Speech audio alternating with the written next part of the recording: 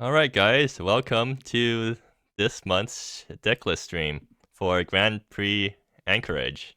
That's a real city. Yeah, I know about that one. I've heard of it too, for once. Yeah. Alright, so let's just get into the stream. Let's talk about some of the decks that you were looking at. Well, I mean, some of the decks that people were talking about going into this GP.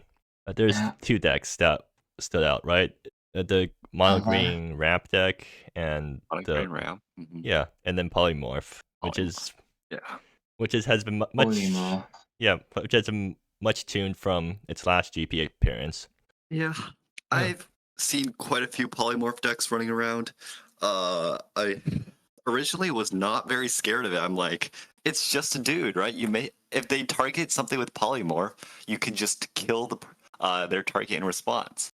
But it turns out that polymorph does have a lot of redundant plans. In general, it can play as a relatively slow tempo deck, and if it gets a chance, it can just eventually get to their big stuff, and it has enough interaction to survive for quite a long time.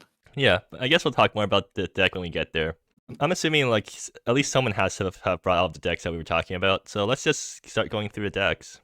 And starting off, we have Requiem, who is on mono black. Mono black. Black. So yeah, I mean, is there any It's new not a cards? particularly interesting deck. There is some. There's Prince. Cestus in mono black. I don't think I've seen Cestus that often. I mean, recently a lot more decks have been playing Cecilus. The Yeah. new cards here are Most Important Prince and Chigao, the red market in the sideboard. Right, Chigao. It turns out Chigao is incredibly good if your opponent is trying to counter everything you play. You drop Chigao, if it resolves, you have infinite cards in hand. And yeah. Yeah, I'm surprised this card hadn't seen that much play after it got unbanned. But maybe you found the right deck for it. Chigao and Prince together is also a pretty good synergy. Oh yeah, it is. Yeah. You can just throw Prince in the graveyard and Princess's body is not amazing. It's good enough. Prince's body is good. It kills people, which is enough. Yeah. Well, I mean, we don't really have much else to say about the deck. I mean, it's small black. We all have seen it before. Yep. So So I guess I'll just give it like 3 chili peppers. I mean, it's mono black. Yeah, it's mono black. It's an interesting deck, but we've always seen it before. I give it 2. Mono black mid range. Yeah, it's like a 1 chili pepper. We've seen it so often already. Sorry, Trook. Pick a box. Find your own column. Pick a column. Will you take column C or E? Also, I'm very high on mono black at the moment.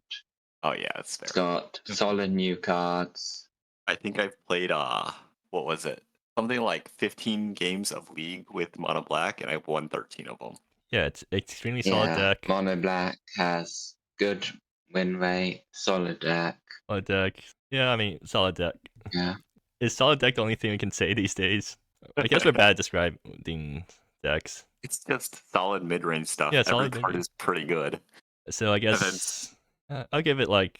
So you should give it a 7 or 8 out of 7.5 out of 10, right? That's the average good deck rating.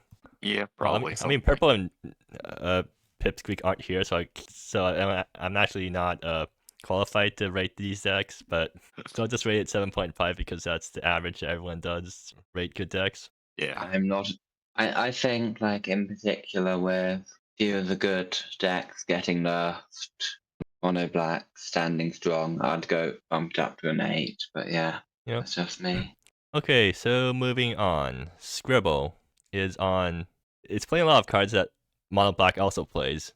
But they do have a little red engine in here with Valeri, Mephisto's Gate Retire, Void Flare removal. It just seems like black-red good stuff. There doesn't seem to be a particular theme to it. Yeah, it's just black-red mid-range with good cards. Yeah, played against this deck in League. Flying Inquiry is surprisingly good, but apart from that, I don't think there's too much to say. It's playing the new Sandrine's Command. Ooh. I guess it's what does it do? It's a double edict, or I guess its most common mode is probably just edict plus life gain. So it's 3 mana, kill something, gain 3 life. It's all right. I guess you can use it as Grave Hate as well if someone's running Reanimator. 7 Anapraxia's Endeavors is pretty good. Yeah. Or Yeah. 7 Tormod's Crypts, I mean. Also playing the new rift splicing. I mean the nerfed rift splicing, quote unquote. Okay, give me a sec for rift splicing. I really don't think this is a nerf to it. I actually think rift splicing got buffed here because usually it's just a -2/-2 anyway, and if you get a little bit of value out of it, because there's some cards going around that happen to die to rift splicing does a little more. But most of the time, like, you're not really getting a good enter the battlefield effect anyway. But since you can like choose the target when you aetherize it, you can like get something like a Bloodshade Prophet or Right. Yeah. and you can hit both graveyards as well. So does Rift Splicing actually even get anything from this deck? It I think hits. it's just the opponents. No, not this deck. Yeah, just the opponents. Yeah, but also Enopraxis Endeavor. I'm gonna point that out. Got 4 of them. yeah, I've seen this card a lot more often these Proved its days. worth. Yeah, popped up. Never just does everything you want. Honestly, every time I play this card, it's just a 2-mana disfigure. But Yeah. I guess maybe I'm just not playing it correct. No, it's just a 2-minute disfigure a lot of time. But sometimes you can exile graveyard as well. So you don't have to sideboard the extra graveyard hate. Or you could anyway. Yeah. But yeah. Yeah. Well, it also has Brutalize, which is a card that we don't see very often. Mm-hmm. But I guess it's just more mid-range stuff. Like, you're playing creatures, you can get a 2-for-1 with this thing if you manage to rerun it. So, Yeah. what? Red-black mid-range? I think so. I've played against this deck. I'd give it a 7. It didn't seem particularly strong. I'll give it yeah. I'd give it like 6.5. Yeah, 2 chili peppers. It's a mid-range deck. I don't really want to watch it play. I'll give it 3 just because it's new. We've never seen anything like this before. Well, we've seen actually many things like this, but nothing particularly specifically this. Yeah. It's just, yeah. Tricky, are you doing the power ratings? I think you're the only person who's actually throwing out numbers right now. Oh. I actually might give it a 5 because it is just good. This isn't a 6.5. This is just a 6, actually. Really? I feel like it has to be stronger than that, right? I mean, it's a solid deck. Yeah, it's a solid deck, but I wouldn't put it 1 point below mono black. Sure. Yeah. If I'm using mono black as my 7.10 comparison, I don't think this is 1/10 worth. It's like substantially worth mono black. The scale is not linear. Yeah. Well, anyways, let's move on while you decide what number to give it. So Gallo's not playing Fireweaver HSAC, which I'm very disappointed by because I wanted to see the entire deck list take up another screen. It is Legends, so we will see Jack Daring Vanguarding off. Yep. I can't wait for my opponent to Jack all over my board state and win on the spot. Well, the good news is that Lisa is at least 3 mana now, so you can't do the Jack into Lisa swing for like, I don't know, 12 damage lines anymore. You can still do Jack into Lisa. Okay, but you can't do that on turn 2. Just cost. Or I mean, you can do it on turn 3. Yeah. Still do it on turn 3. You can't do both on turn 4. Yeah. You can do both on turn 5.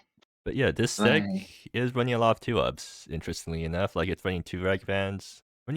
It's running a split between all of the 1-drops instead of going 4 on one of them, which makes sense because it's a Legends deck and you don't want to get multiples. Yeah, there are a lot of 1-offs, which is surprising, I think. I'm also interested. Esmery is new. Esmery Skysworn in general. I've never seen this before. I've played it in my version when I was grinding League with the deck. Oh, this thing's a 2/2 now. It got nerfed. Oh, what Luna did Loyal it used Fan? to be? It used to be a 2/3.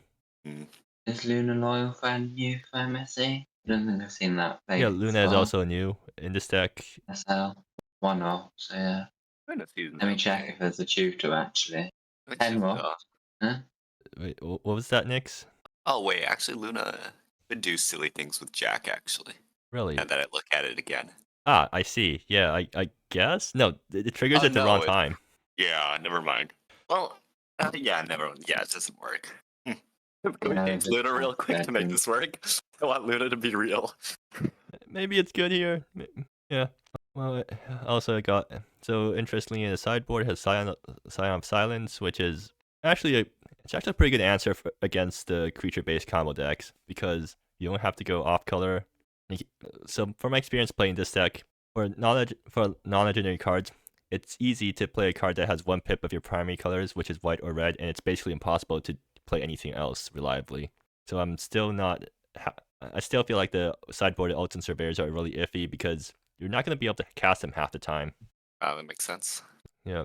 But otherwise, I mean, it's Legend. It's a powerful deck. Yeah. I think actually I'll give it like 4 Chili Peppers. I do want to see it in action after I play. I give it 1 Chili Pepper because I've seen Legends in action and I don't want to see it in action again. Did it bully you or something, Truk? Yeah, Legends has personally hurt me. Just run 4 Wave of Decay's main board. It's fine. That doesn't stop Jack. You need to run. You need to run Antithesis. That's the card that actually screws over Legend aggro. That -1/-1 to everything. It's -1/-1 with Flash. At 2 mana. Oh yeah, it's the Mirage one, right? Yeah. Yeah. And I think right. this deck's probably a 7 out of 10, even after the nerfs. It still seems really powerful. I agree. Lisa's pretty good, but it's only 1 card out of the 60. Yeah, you still have the engine I'm on 7. You still have Emma refilling your hand and Jack doing stupid things. Yep. God, Jack is so evil sometimes. Like, if you don't kill Jack, your opponent can just win the game next turn a lot of the time. Yeah. Because of the board wide +1/+0 in haste. I'm surprised they nerfed Lisa and not Jack personally. Well, no, I think the reason was that they didn't want to kill Legend aggro. And like after nerfing Lisa, Jack is a lot less unfair because Jack into Lisa was the actual unfair line. It'd be kind of interesting to see how it plays, but also like there's only so many times you can see Jack play out. Yeah. Okay, moving on. Next, please explain. Oh, it's the exact same not that deck. Complicated. Requiem stole my deck last minute and then changed my VL in the sideboard to another Chigao. What's Wait, VL where's do my again? Chigaos? Wait. I might have submitted the wrong list. This is fine. What? Okay, so what are the small luxuries for? Small luxuries is for the mirror. If I happen another mono black deck, pop small luxuries in there, and all the Ceciliuses and pay-ups can just draw me a card instead. Do you really want to let them pay up you though? Okay, maybe pay up is kind of iffy, yeah, but mostly Cecilius. Cecilius is probably like one of the biggest bomb cards in the mirror, and having the small luxuries just helps a little bit.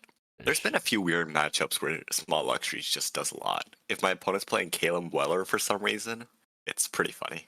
Nobody plays Caleb Weller these days. Okay, let me dream, okay? Okay, how are you actually casting VL? I'm not. What? This is not the deck list I thought I was submitting to the GP. I think I submitted League wrong incorrectly one of the times I was submitting mono black and didn't double check. It's fine. Okay, sure. I think this just gets 7.4 because sideboard is just worse than the other mono black. Wait, I think I know how you cast VL. Yeah. You rift splicing one of their blue creatures and then you have a pull-up pools in play. Does that work? Wait, never mind. If the Aetherize happens too fast. Okay, you pay up and then they create a treasure off, pay up. Oh yeah, right. You can totally do that. Yeah, so that's how you cast VL. So just keep that in mind if you find a matchup where you want to bring in VL. There's actually a real reason to play VL against Cecilius because VL +1 could kill my opponent's Cecilius. Well, yeah, true, but so can your own Cecilius is +1. Well, VL costs 2 mana. One of which I can't produce colors for, but don't worry about it. Wait, Alright. So you play this guy, you +1 kill your opponent's Cecilius, and now it has 1 loyalty counter and nothing else to do. Yeah, sure. Yeah. Don't worry about it. It's fine. You can block Jejune. Oh yeah, you're right. You can. And then when you play your own Cecilius, now you have 2 Ceciliuses going at the same time. Okay, so just because you have VL, I'm gonna put 5 Chili Peppers for you. Like that's a very big innovation for the deck because you're playing a color. You're playing a card that you almost can never cast because you don't have the right colors. But specifically for a mirror match, you know, that's some. It really should have been a copy of Rex deck, but it's fine. All right. So going to add another chili pepper. I go up to 5 if you promise to board in VL on stream. I'll do it. I'll do it. If I'm 0-1 or something, I'll just do it. Who cares? If you're doing that, then please make sure that you get on commentary so that we can scream from commentary booth when that happens, because that makes for really good content. Or just record yourself doing it. Yep. Content, right? I brought in your main board during TUC. Yeah. Okay, so moving on. Wait, I'm next. Yep. Is this in submission order? I don't know. It might be. I have no idea. No, that doesn't make sense. I didn't start running Shigao in the mono black deck until pretty late. Maybe it's some sort of internal ID order. Or maybe first submission order? Because I know Rex submitted a deck very early on, but okay, yeah, switching maybe. it. Who knows? Anyway. Okay, so this is Polymorph, the new improved Polymorph from last GP. So credit to Hervor for building the initial version of this list. Actually, I'm actually going to take a look at Hervor's list because it's slightly different because they're also on Polymorph, but they're slightly different from my list by a bit.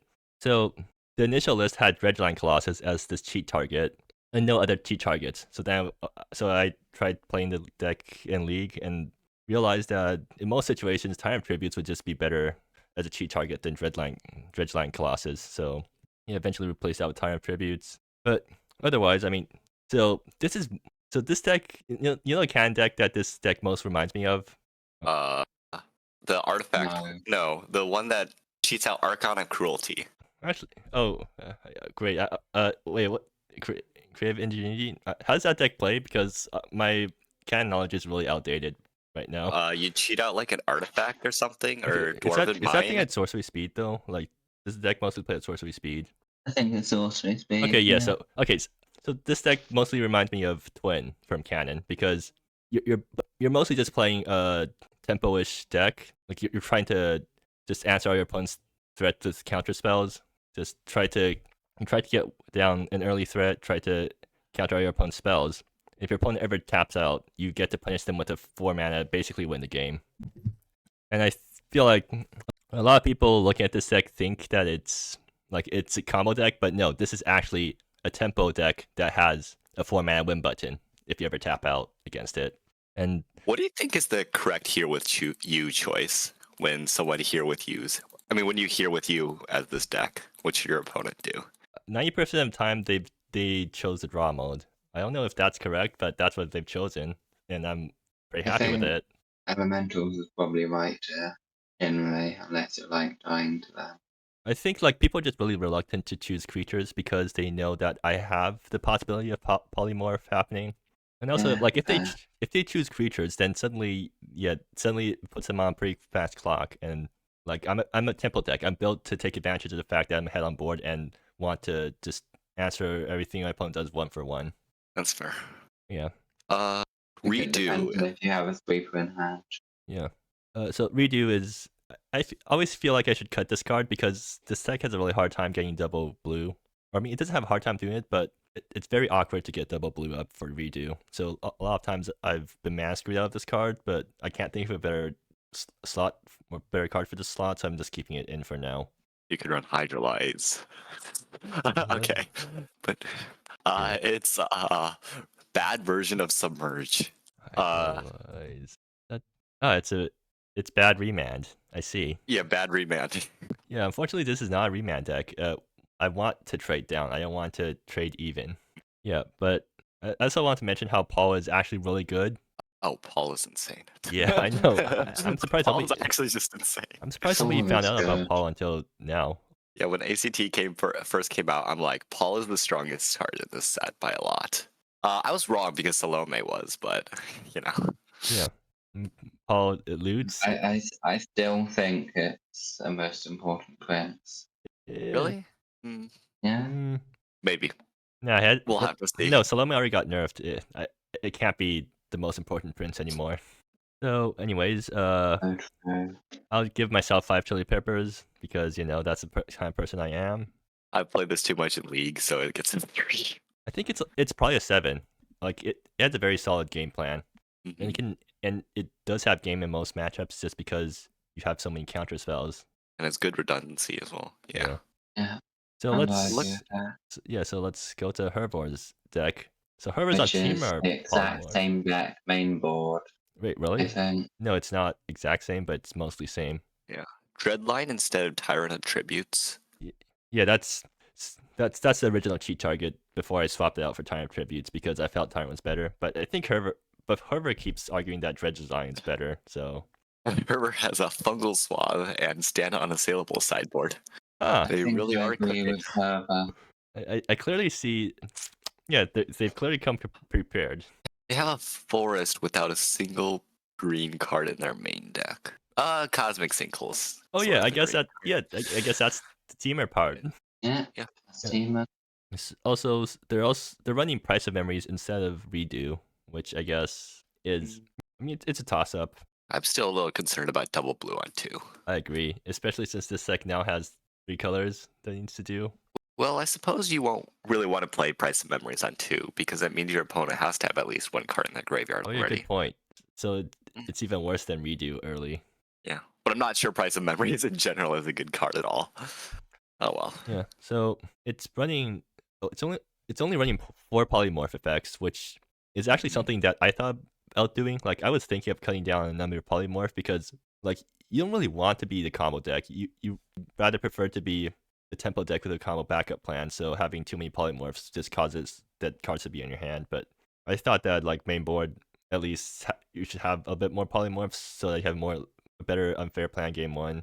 But yeah, for them, I guess they cut out one of the polymorph, which is probably a good idea. And otherwise, the deck is pretty much the same. So yeah, I guess we're gonna see if Tyrant Tributes or Dredgeline Colossus performs better as the main board cheat target. And also, worth noting again that Tyrant is also in the side. Yeah, Tyrant. So I guess the difference here is that I have Azos in the sideboard and they don't. They cut Azos for more... I don't think Azos is good. Like Azos can end the game. Yeah, I bring in Azos against creature spam decks and graveyard and dredge-like decks because against those decks, Tyrant doesn't do enough. Yeah, that makes sense. There has been like this, what is it, Critter's Companion or something? Creature Vomit. Yeah. Yeah, Creature Vomit deck that's been running around and Azos can just wipe a board. All right, so... Pretty much the same. I can't tell which one is stronger between the two. So I'm also going to give it 5 chili peppers because polymorph. Yeah, 7. All right, so Neon Blue's playing Aether Fussy. I don't get what the reference is. Aether Vial? Oh hey, this is Murpho. Sussy? I don't know why Sussy, but is it through Agent of Deception? I don't know. There's just Rixia, Rift Shunted. That's the Aetherize. So that's a new card. Or Aetherize. Whatever creature you may Aether. Okay, so basically lets you quote unquote blink something whenever it connects. It's a 3-drop that requires you have to have a board state. I suppose the combo is something like playing Chililia Scavenger on 4. Well, Rixia on 3, Chililia on 4. No, that doesn't work, does it? Chililia on 4 and then Rixia on 5. Swing Chililia and then Aetherize it? Is that the dream? Yeah, but I guess you can just like do something. I think it's just Aetherizing a Polweed or Dance with the Great Cover. Yeah. Oh, yeah. I mean, that's probably good enough for Cosmic Sinko, and then a bunch of counter spells in the sideboard. I feel like Nyanka made a more creative sideboard because I feel like this is too many counter spells. Just hate everything, you know? You're never gonna bring in all of them, but... Hey. Well, mono blue. What do you sideboard in mono blue? By nothing? Sunken Ambition. Oh, yeah. Well, actually, no, you already have Dancer of the Great Current. Well, no, Sunken Ambition is instant speed, so yeah, I think you still want to bring in at least some Sunken Ambitions. But hey, 4 Soul Pierce, 4 Spell Pierce, you're gonna hit something, hopefully. Yeah.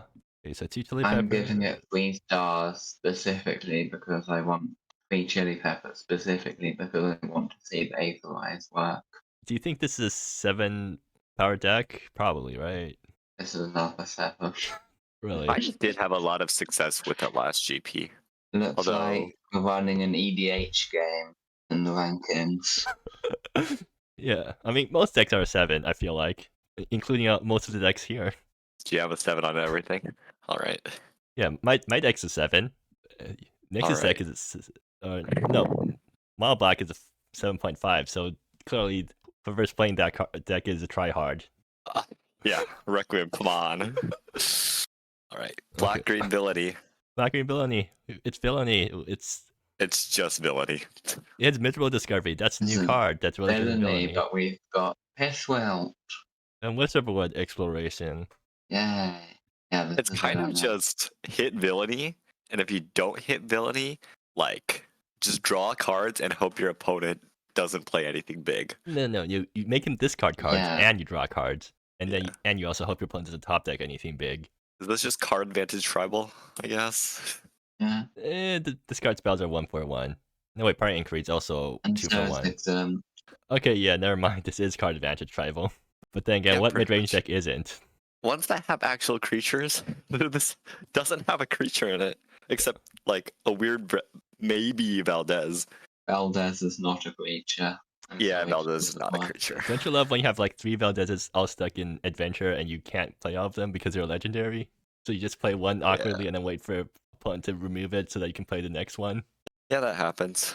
Yeah. Singularity's Grasp in the sideboard and Rot, so they have good board clears. They just have all the tools that could potentially shut down a person's plan. Yeah, this is gonna be very unfun, or very fun, depending on who the opponent is. Yeah. This can't be a 7. It's a 6.5. And also, I don't like Villainy, so I'm gonna give it 1 Chili Pepper. Same. Let's not. Hopefully, we never play against that. Nothing against the deck. I just don't like Villainy as a card. Wait, that is against. Whatever. I just don't like Villainy. The card. All right. Moving on. Pipsqueak has been talking about this. I was told this would be a hybrid deck. So we've got a hybrid between where's Cosmic Princess? Do It Script. It's and Faith Princess. Yeah. Hey. So it's, I guess we call it Princess Scripts or Script Princess. I think Styles calls it Script Kitty for some reason. I don't know why. Yeah, it's Script Kitty. So, but we don't have a kid here. We have a princess, so it's a Script Princess. Sure. Look, not every deck name can be as ingenious a polymorph. Okay. Okay. Fair enough. Yeah, it's a decent deck. It's done well in the past. It'll probably do well now. Especially since Pip is on it. You know, Pip is always good at playing these sorts of decks.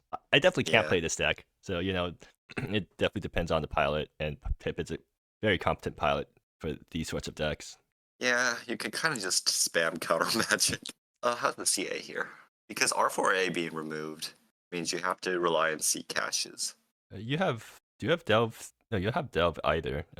You have Dream Comes True and C cache, and that's sort of it. But you also have Chain Dancer and Command Princess for 2-for-1, so you're probably all right on the CA. Okay. Yeah, Spirit's great. Loops to get you to your real CA. And Cosmic Coalescing, that's card advantage. That's technically card advantage. Yeah. All right, I'll give it a 7. Only a 7? I mean, yeah, I guess that's true. Okay, 1 Chili Pepper because I do not want to play against that deck. Oh, I definitely don't want to play against it either. We'll just be sitting there, like, trying to resolve the spell, and then when you do, it gets crested. Also, Pip is one of the commentators, so it's less likely for us to commentate this deck because Pip would be in the booth, or Pip wouldn't be able to go in the booth if they're the ones playing it. Yeah, that makes sense. All right, moving on. Styles is on a very interesting deck that plays Paul, but it's not polymorph. Paul Princess. Well, Paul's just a cracked card in general, yeah, I think. I mean, it is, but I don't think people have noticed how cracked it is until recently. We got Thrasios Endeavor here. I see more Endeavors. It's fairly similar to the last deck. What does Thrasios Endeavor do again? Blink a permanent. That's what it does? Blink. I'm surprised they are not running Heart of Zadina. Loot. This is also a Ripped Princess deck. They're not. Huh. Was Pip running Heart of Zadina? No, they're not. They are not either. There's just quite a few lines with Heart of Zadina and Cosmic Coalescing. You can Cosmic for the Heart of Zadina, and you can also Cosmic for Shikai's Readout for some surprise maneuvers. Yeah, but and Thrasios' Endeavor and Shikai. I mean, not Shikai. Heart of Zadina just get you a lot of mana really fast. I think it's because Heart of Zardina is a deck building requirement, and I guess these players just didn't feel like going through the effort of building their mana base like that. Yeah. Also, taking a look at the sideboard here, it's a really interesting sideboard. Got Petal Blade, I'm not sure I've seen before. It's Styles likes running 3 Petal Thunder Blade. Roads. Ooh. Thunder Roads. Virus have been This deck. slightly new instead of the competitors of Fate Fighter and Sheldrain's Rage. Yeah. And 2 End of Days. Wait, Verdant Dominion. Why is Verdant Dominion in the board? I guess I it's think to it's the activate Thunder Roads. That's absolutely hilarious. But I'm gonna give this like 4 chili peppers. I don't want to play against it. I think it's got a bunch of really interesting stuff going on. I agree. I mean, it's got Paul. It's got sideboard augmented Thunder Roads. You know, trying to running a land in the sideboard just to augment your Thunder Roads. That's hilarious. I think Styles has gotten like top 8 3 times in a row, running similar decks to this. Yeah. So I don't think anything will change. It's a strong deck. I'd give it like a 6.5, but also like track record makes you want to go for 7. Yeah. Oh boy. Trick, what are you cooking here? We use Sporty. Operative Sporty. Oh, this is just... It's this deck, but like... Turn 2 Sporty. Way spicier. Because I guess you just cut out the ramp pieces to play with more threats. What do you call this deck? Yeah. Mono green ramp? Yeah, listen.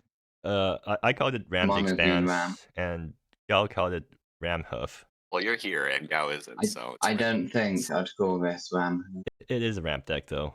Ram Hoof. Let's see. Yeah, but the main point of ramp here isn't specifically to ramp your Beacon of the World and Twisted Masterwork into the Greenwood Outrider, although you can do that. But the main draw of the deck here is to play your Primal Resurgence, your Unexplored Regions, and Cradle of Civilization or Blossoming Expanse in order to get a really nice turn 2 Operative Sporty. Be really hard to deal with and just overtake a lot of games. Yeah, and it's also running Green Elemental Circle, which is very interesting. It means draws a card with Sporty, and it ramps me. Oh, and it makes all your big Green Sun Zeniths cost less and draw you cards. Oh, yeah. This is actually really interesting. And also, I've got 2 more on the sideboard. I was planning to go for 2x Ramsey for 4 Green Elemental Circles.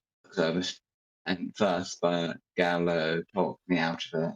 So, is there a reason why you're running Cradle of Civilization over Arrive surrounded by petals? Because I think Cradle of Civilization is better. Really? You don't value the 1/1? I mean, the 1/1's nice. Card advantage. True. Yeah, I guess since That's what... Yeah, I am on, like, effectively 18 lands, since Blossoming Expanse doesn't really count as a land. So Cradle of Civilization are basically bumping my land count up. Yeah, so this deck's way less all in compared to the previous version of Ram Hoof because you have like these operative sporties acting as threats or independent threats. You don't have to go all in on Petal Scatter into Outrider. Yeah. You have Green Elemental Circle to draw your cards afterwards too. Yeah. Operative Sport is also really good against the general hate that I get because like a lot of people I've noticed have been specifically boarding for the green ramp deck. Yeah. Operative Sport is a mana value 6 creature with ward 3. So even if they blow up your enchantments, you're still fine. Yeah, I'm still fine until I kill them with 40. And also, another note, the sideboard I'm playing War Hydra. Yeah, what's that card for? It's a 5. It's a green elemental circle target. It can't be countered and has hexproof. Wait, how did I beat this card? It also draws me. You don't beat this card. Yeah, Aurora Hydra seems decent. Well, that's gonna suck for whatever counter-based deck comes across this. Yeah, like the script decks, like they don't have a way to deal with this except maybe a Johnny -3. No, they can wipe the board. that's their only way to deal with it. They can wipe the board, and then because it's those decks, I'm going to be on the 4 green elemental circle. I've likely already drawn 2 cards off the Aurora Hydra. Well, this deck looks really well They thought have out. to answer the board right. Yeah. I'm going to give it an 8.5 out of pure nepotism. Go. Wow. All right. Okay, I'm gonna give it 5 chili peppers because I really want to see the deck in action. I like how you took an existing powerful archetype and tried to make it more resilient. So, anyways, I guess that's enough about your deck. All right. I'm looking at the next one, and It's giant. Hey, it's but Merfolk again. but it's not It's running the Merfolk new again. card. It's more standard Merfolk because it's not running a new card, and it does run 4 Sunken Ambitions, so it definitely has like Sunken Ambition. I feel like was missing from Neon's deck, and Giant Poet's sideboard is also way more diverse. It's not just 15 counter spells of differing targets. There are only 11. Yeah. No, 8 counter spells. I think not running main board Ancient Perception is probably a miss. Really? It's hard to choose what you would sub agent for, though. Maybe the Spell Pierces. Or Refraction Diver. I'm not sure. Or just sub lands. Yeah, I mean, 21 lands is, I guess that's a bit much for an aggro deck, so you can afford to sub down. Just about. I'm surprised they aren't running for Cresting Bay. I don't think there's a real amazing reason to run islands. You might get the horrible draw where you draw 2 Cresting Bays, I guess. That'll never happen. Watch it happen. Never draw the second Cresting Bay. You just gotta believe. Cresting Bay also got buffed. Yeah, it's a 3/3 now. Yeah, that's still not much. I still feel like it's worse than. Well, no, it comes in tap compared to Ares Pillar. So yeah, you can play it more freely than Ares Pillar, and people are actually playing this card now because it got buffed. Anyways, mono blue Merfolk. Why did I give Merfolk before? Yeah, it's 2 chili peppers. Oh, I just copied it from the other Merfolk one. I think it's interesting. Okay, so moving on. Urzi's playing heart palpitations. Yup. Where's the heart of Zadina? From the Forest Heart. I see. Is the heart. I've played this a few times in League. It is, well, if From the Forest's Heart resolves, you can probably concede the game. Yeah. Yeah, this is bad, cool, a scary deck. So I'm going to point out Foreboding Calm, which is a card that apparently nobody knew about until recently, and then suddenly everyone's playing it because it's actually really broken. Like it's 2 mana, you get to basically pacifism a creature. Like it's a 2 mana moving pacifism that in the late game you can sack to make a giant hexproof, a trampoline guy at instant speed. Yep. It is. I do also want to point out the Roots from Ruin, which appears to be Wrath of God with upside. Yeah. And this I don't know about upside. At least. Yeah, that's true. It's upside in this deck. You have Counting Clouds as your big card advantage thing. They also have a lot of shifting lands. Yeah, which lets you, I guess, fix mana or something. It's just not a huge fan of the shifting lands, but yeah. The shifting lands are weird, but I think Urzi's running shifting lands because the deck doesn't have much to do on turn 1, so you're more free to play one of these shifting lands and then not lose as much life to fix your mana. Checks out. Maybe. And it does probably get in the way of your end of all things on turn 3 there. Yeah, I agree. I'm worried he'll mess up the end of all things, or true. The turn 1 Cosmic or turn 2 Foreboding Calm. Good point. Yeah. Well, we'll see how the shifting lands work out. It's a strong combination of cards. It is a very strong especially if you don't have interaction.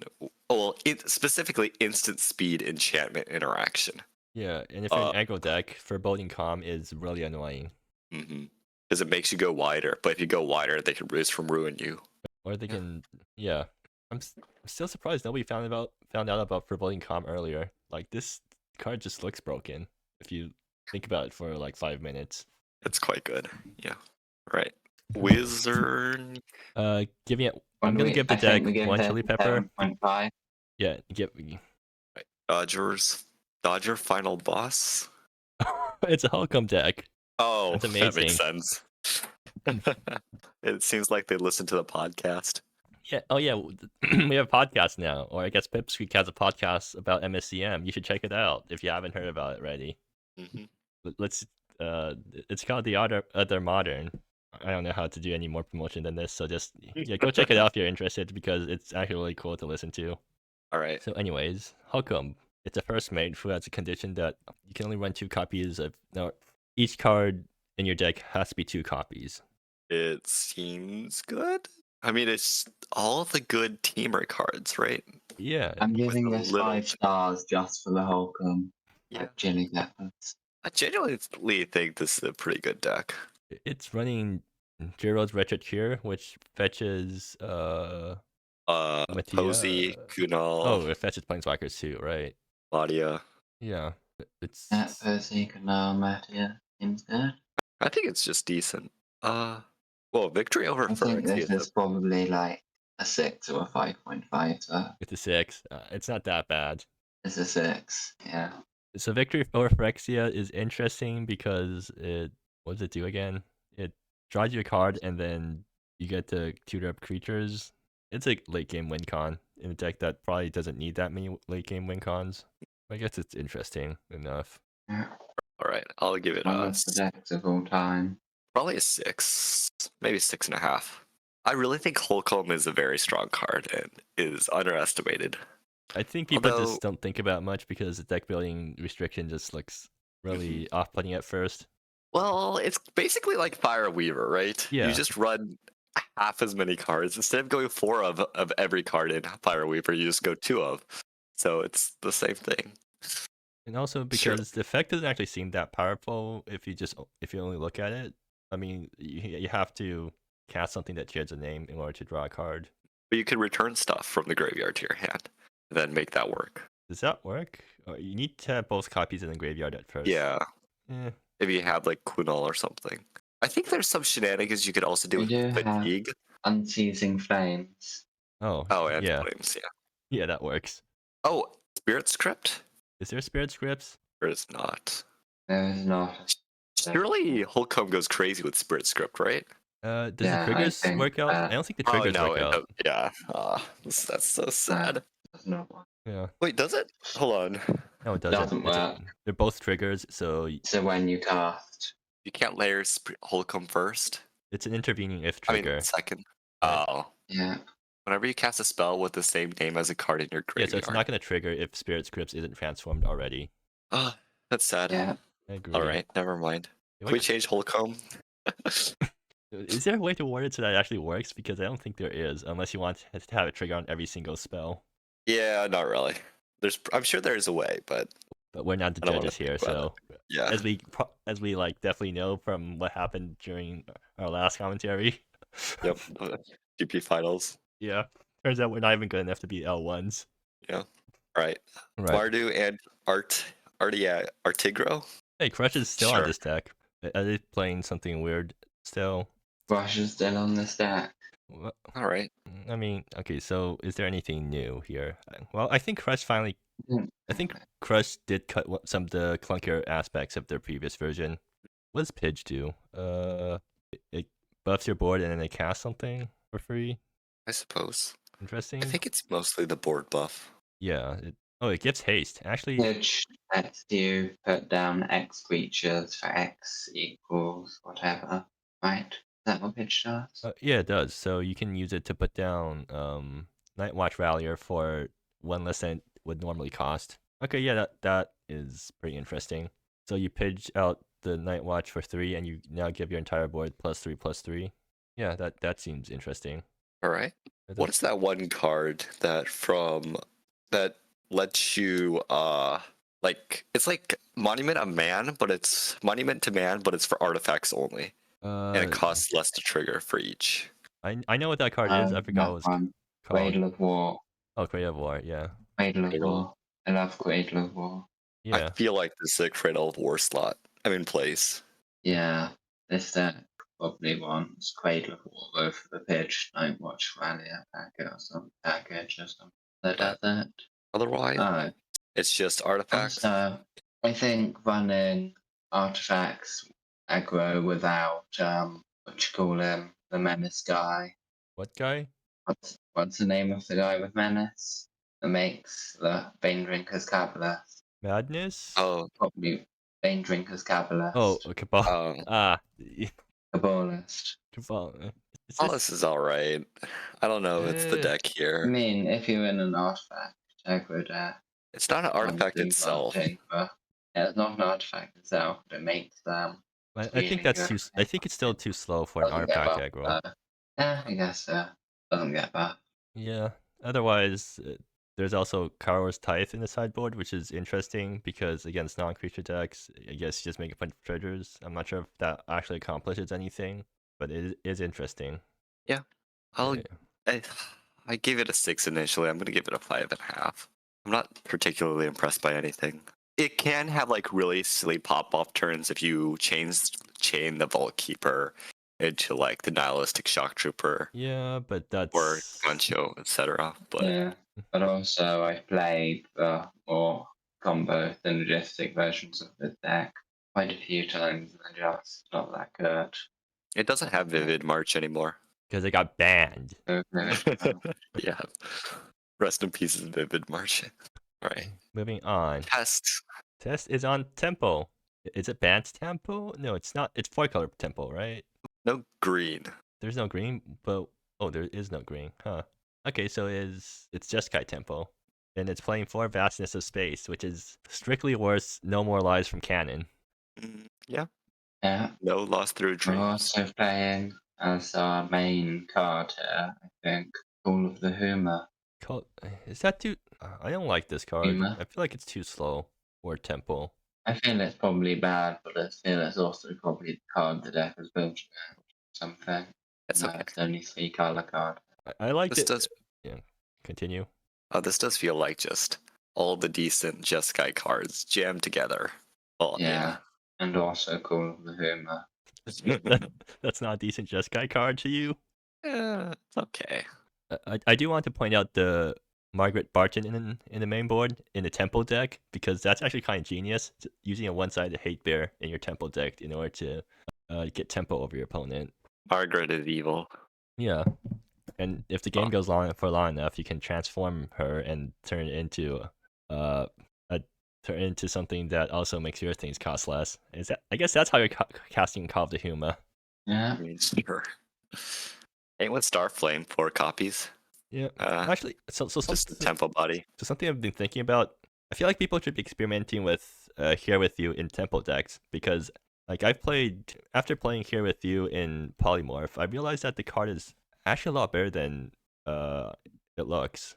Yeah. Because if you're playing it in a sort of a Tempo shell, you usually get a good outcome no matter what happens, because if you draw cards, then you're actually drawing more cards than your opponent, and in a Tempo deck, you want to aggressively trade down on cards while your Tempo threats do work. And if they go for the creature mode, then suddenly it makes your clock a lot faster. So I'm wondering if this deck could fit in 4 copies of Here With You and be really happy about it.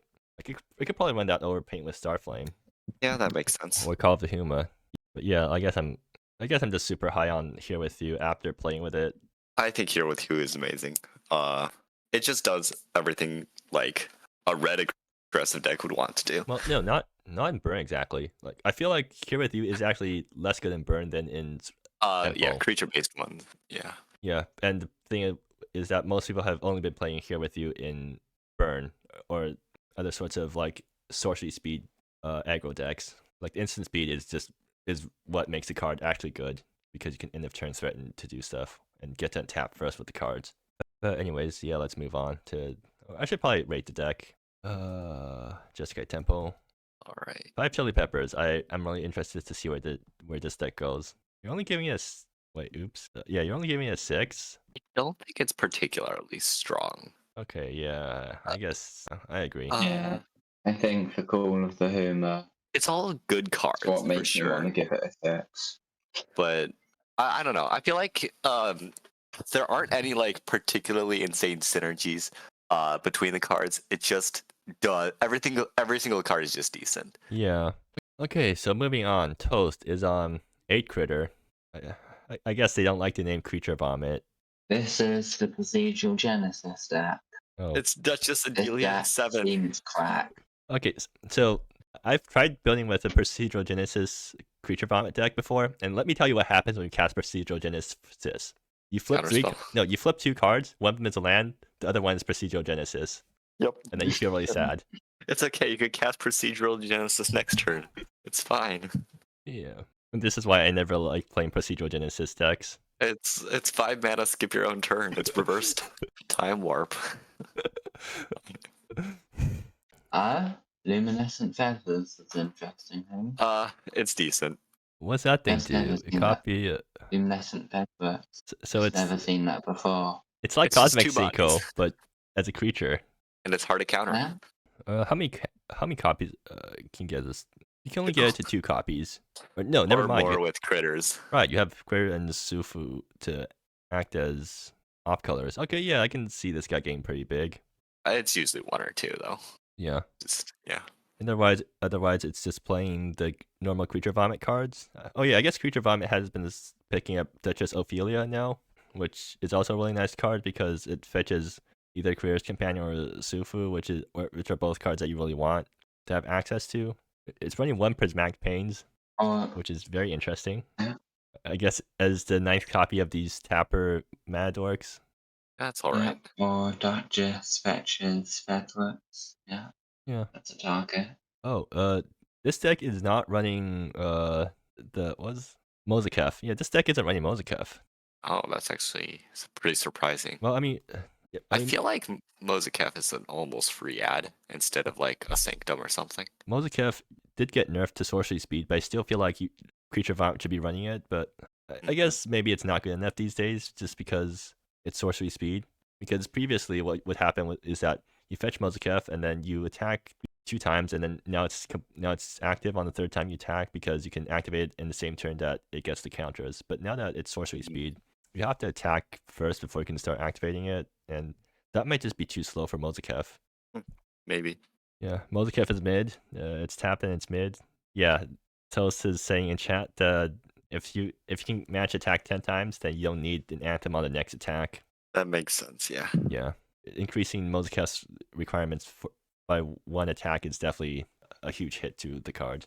All right, so I'm gonna rate the deck 5 chili peppers because yeah, it's Creature Vomit.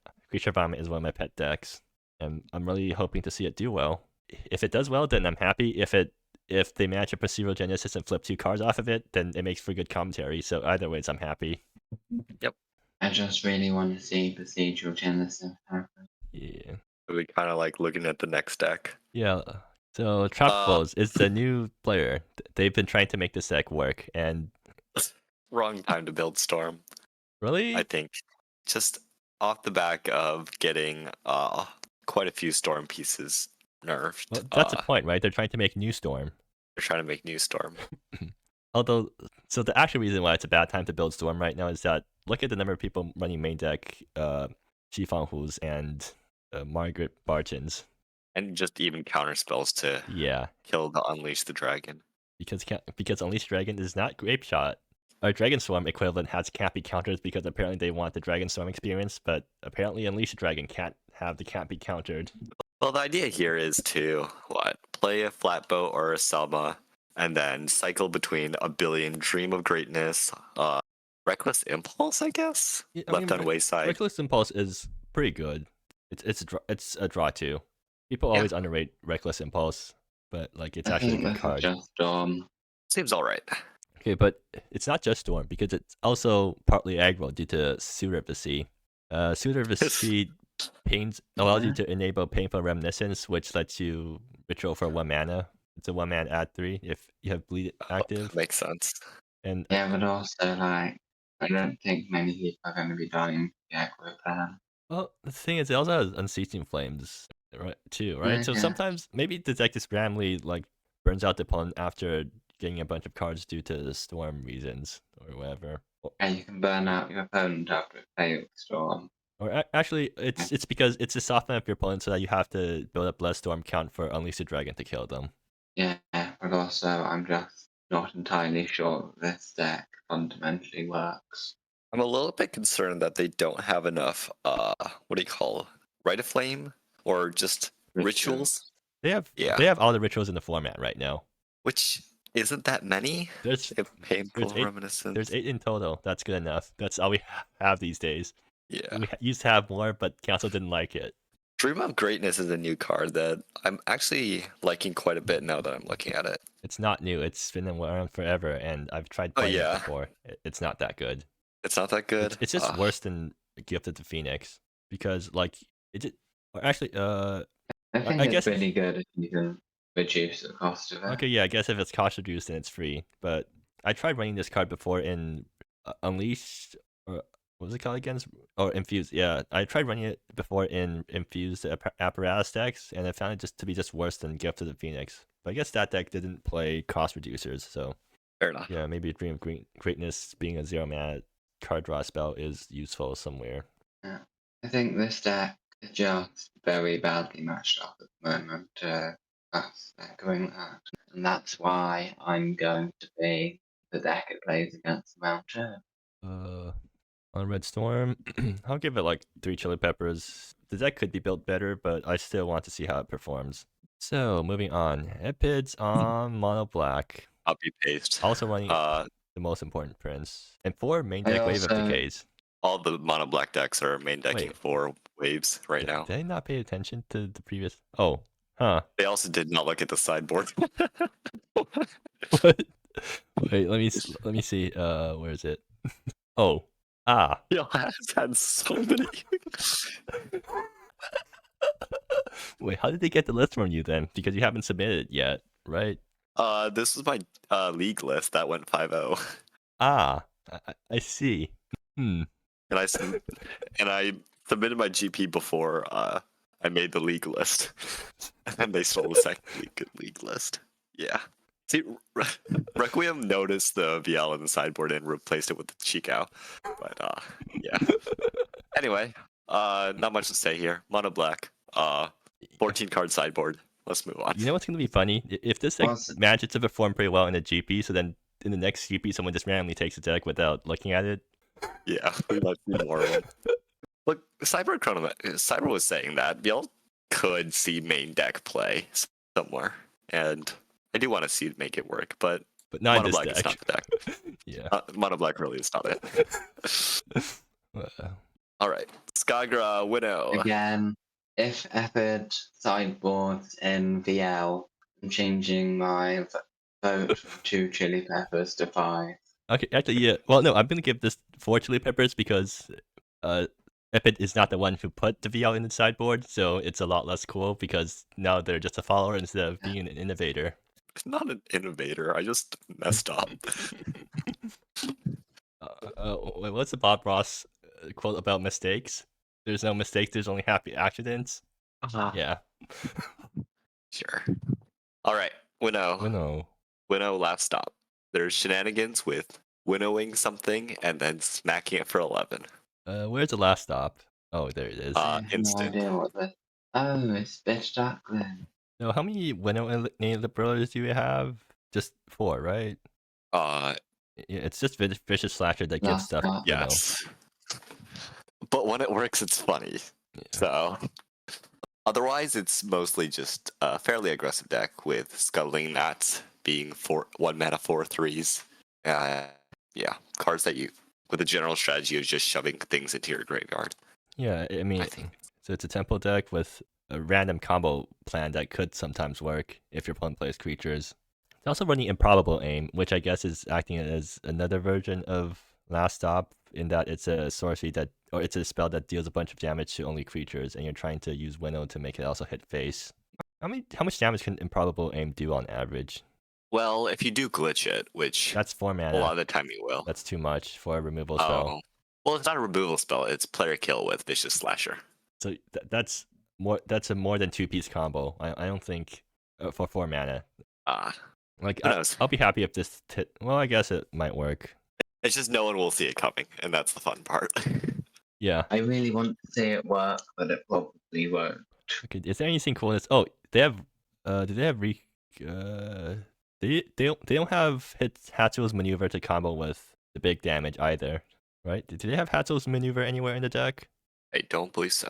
Okay, that's well, I mean, it's like there could be a reason for it. It's probably not the greatest card in the deck, but it definitely would be really funny if they had Hatsu's maneuver, because then they can also make a bunch of creatures with the extra damage. Yeah. Yeah, but otherwise, oh wait, they're running Ray of Ruin as the other window enabler in the board. Ray of Ruin? Ring of Ruin. What type of card's that? Oh. Yeah. And also they're running the good art, so I'm immediately giving them 5 chili peppers. Oh, that's Toho. Dang it. All right. Actually, no, they're also running the good art for Forbidden Treasure. Yeah, I'm gonna give them 6 chili peppers now. Oh yeah, I can't give them 6 chili peppers. Alright, yeah. Otherwise, I think we've talked enough about this deck, so moving on. Dravos is on Teamer This Ramp. seems like a Ricky deck. Right, this deck. So Dravos messaged me earlier asking for a ramp deck, so I told them to look at the mono green Ram Hoof deck that we have around, but they wanted a deck that had Recall Forgotten Aeons and Time of Tributes, so I just told them to jam some of the cards from Ram Hoof into the normal Teamer ramp deck, and I guess that this is the result. All right. They got 1 Greenwood Outrider to fetch with their Twisted Masterwork. They also have Time of Tribute in case the Greenwood Outrider did not win the game. And Vivian for more cards. I told them to cut Vivian because they don't have enough features now. Well, I guess. Okay, what's the rate? What's the chance that Vivian actually hits something now with only 17 creatures? It's the 1 in 3, more than 1 in 4. I don't want to do the math, so I'm just gonna assume it's not very good. Well, 30% per card, 0.7 times 4. I can't do that. About 75% chance you'll hit something. Yeah. Well, I mean, it's still playable, I guess. Yeah. 75% chance you draw a card that make it 2/2. It's all right. Yeah. Also, I guess Greenwood Outrider is a lot less good in this deck because it's only running 6 enchantments instead of the whole land enchant package. But does Sword also count artifacts too? No, it does not. It's only enchantments and legendaries. So I guess it also counts Vivian, but yeah, Greenwood Outrider is going to be a lot less impressive in this deck. But I guess you still have Time of Tributes to go over the top in case Outrider doesn't do it, and I feel like that's probably going to happen more often than not. Fair enough. Yeah. And otherwise, I mean, it's Teamer Ramp. It's the Recall Forgotten Aeons deck. It's decent. Is it still good? I feel like I remember it was like one of the overhyped decks a while back. No, it wasn't overhyped. That was before In Dire Straits got nerfed. So In Dire Straits used to be 3 mana, so it was just another 4 copies of Recall Forgotten Aeon, and I think that gave the deck enough critical mass to where it would actually do the thing pretty often. And like, even though the deck didn't perform that well in the GP, it was still a really powerful deck. And then after In Dire Straits got hit, then the deck just kind of died because it's still lacking critical mass now. Fair enough. Yeah. Anyways, what was it? Teamer Ramp. 5 chili peppers because it's my pet deck, even if it's not that great. I'm glad that Bravos is trying to make it work instead of me, so I don't have to worry about not winning GP when I'm playing this deck. Hey, Tricky, what are you rating the deck? Oh, Tricky still. Oh, Tricky, you have to like mouse off the. You have to click off the thing after you. Oh, you have to click off the cell after you enter your things for it to show up on other people's screens. Yeah, there we go. So 6.5. Okay, yeah. 6.5. Okay, so moving on. Zany's on Salome. Some sort of Grixis control list. Grixis control with Salome as the top end. Is there a heart in the deck somewhere? Yep, Heart of Zadina. Yep, Heart of Zadina, yeah. Seems decent. What's its win con? It's Delta Treasures and Cosmic Coalescing. Cosmic Coalescing fetches stuff, yeah. Okay, it has 3 copies of Scrap Metal in the sideboard.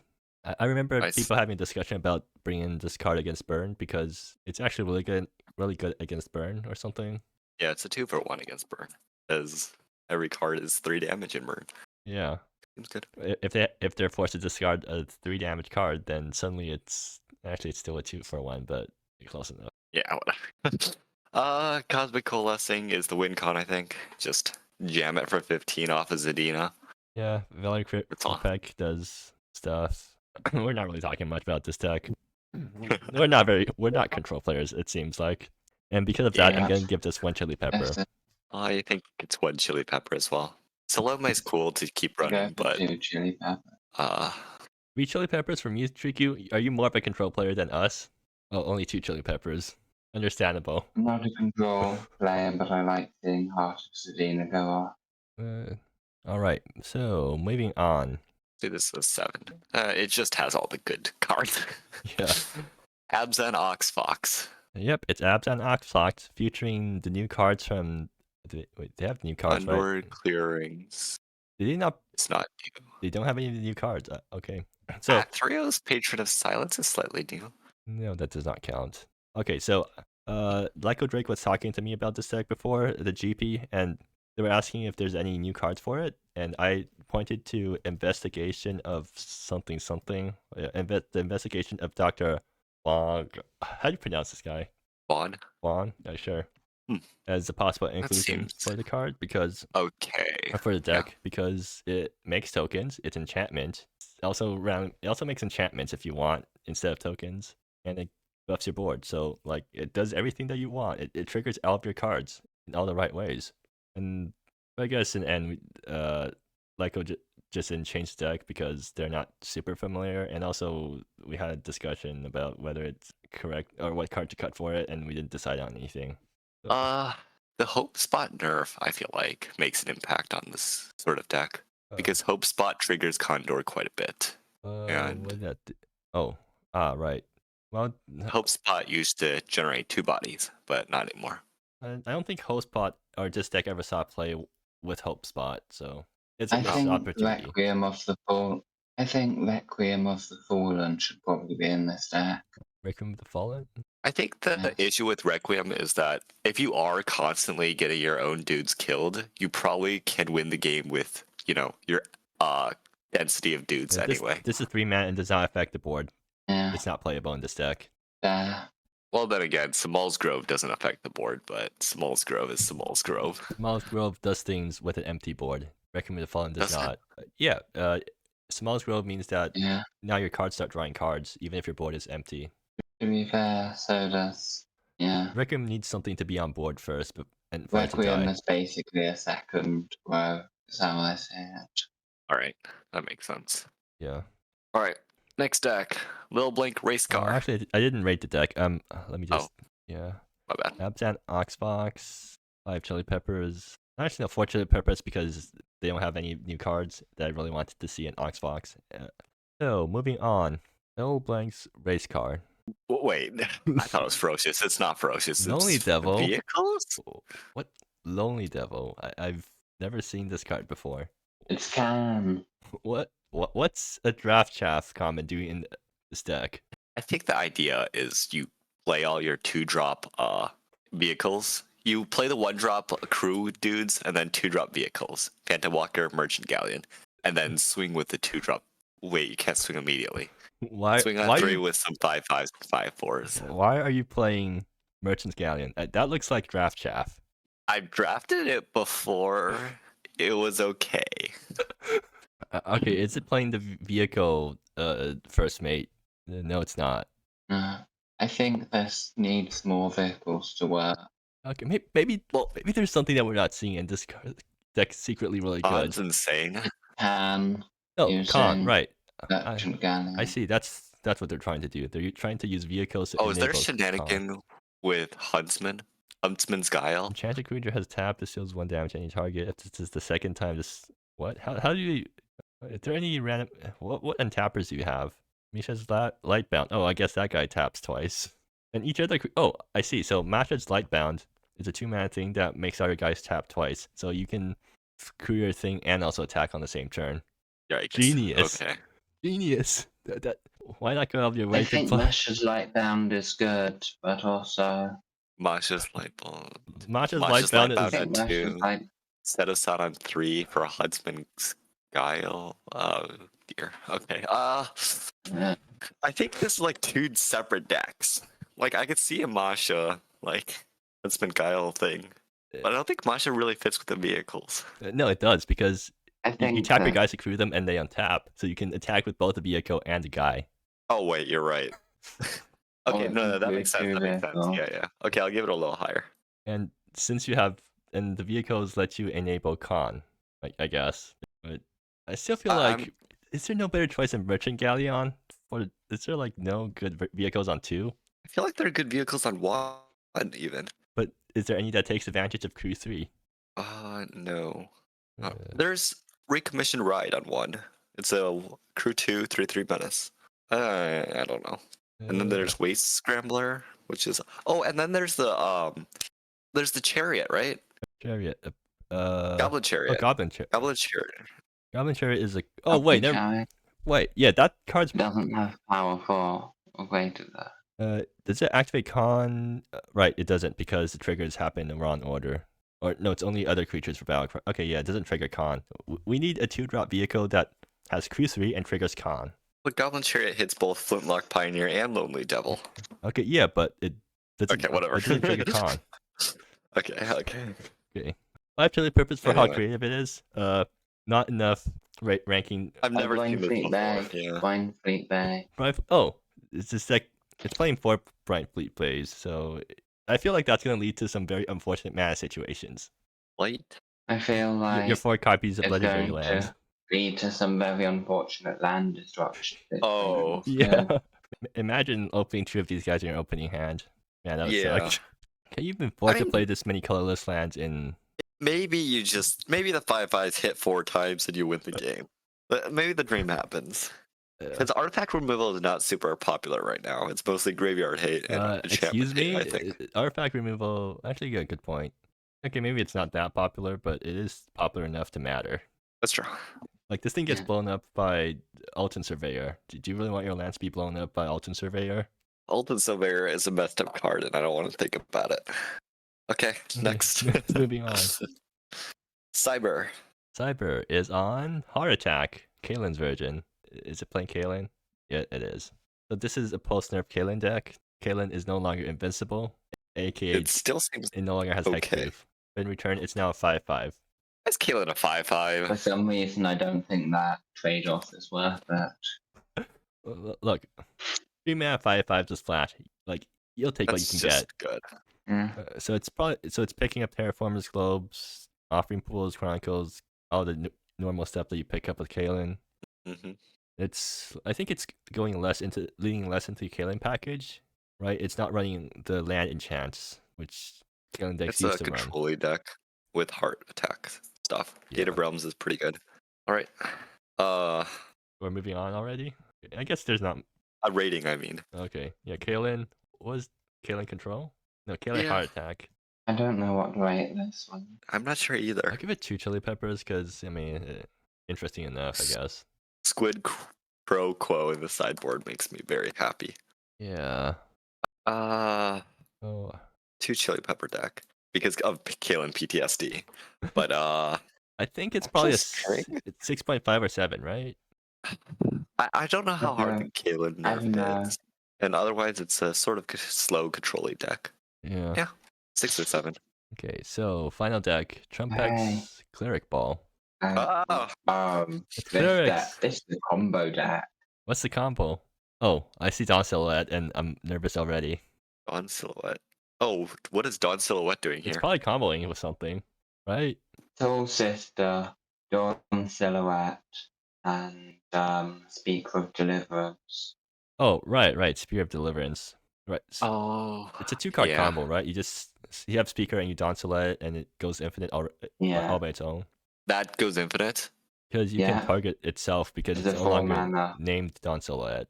So you just it blinks itself infinitely. I'm going to add 1 to my score real quick. Yeah. It is a 4-mana infinite combo. Yeah. It's 3 mana, actually, because Mirage costs 2. Yeah, but I'm also counting in the random Soul Warden. You can have Soul Warden just normally playing as a Soul Sisters deck. Like you can just act as a normal Soul Sisters deck until you reveal your combo. This seems strong. Yeah, this seems really strong. And also Soul Sisters is just really good. The Castigated Sister is a new card. Dark Sand Acolyte. Is Dark Sand Acolyte new? Yeah, Dark Sand Acolyte. No, Dark Sand is stable to Soul Sisters. Stitch Smile Seamstress is slightly new, but we all saw it coming.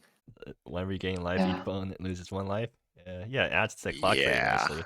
Yeah, Oh, its clock is insane. It's just another copy of Dark Sand. Yeah, but now you have like you're a solid creature tribal deck, except you have an infinite combo that's super cheap. I'm done. I'm very afraid of this deck. Same. I'm afraid it's like turn 3. I think is the fastest you can combo off. Yeah. Yeah. Or no, turn. You can go speaker into Doncella and draw the game immediately. No, it's a May. Okay. Yeah, I'm gonna wait there. How do you draw the game? You don't. Well. I missed it. But yeah, like just play a normal tribal deck, except you have an infinite combo. It's like Splinter Twin in a way. Yeah. Wait, why am I calling every deck Splinter Twin? And Dawn Silhouette can hit at instant speed, so you can dodge some counter magic Oh yeah, stuff. so it is Splinter Twin. It's just like Polymorph, except instead of the combo being a tie of tributes, it's whatever this thing is, infinite life. Yeah. It's not infinite life, because you stack the triggers and it gets the power of 20. When this? Oh wait, you just infinite. Oh, you just win the game. Yeah. I see. Just win. It says you win the game. Okay. Yeah. Gestalt combo is not a deck I thought would come back, and Gestalt Speaker combo. I mean, Gestalt Soul Sisters combo. Yeah. It feels like what is that? The Vivid March deck, where you just have a solid deck and then surprise, I might combo you and kill you. Yeah, it's just like Splinter Twin. It's like Vivid. It's like Vivid March, except your base deck is better than Vivid March's base deck. Is it? I mean, Vivid March had Artifact Aristocrats as its base plan, which was also really solid. I mean, Rest of Scraps, I played it without Vivid March a lot, and it's not that good.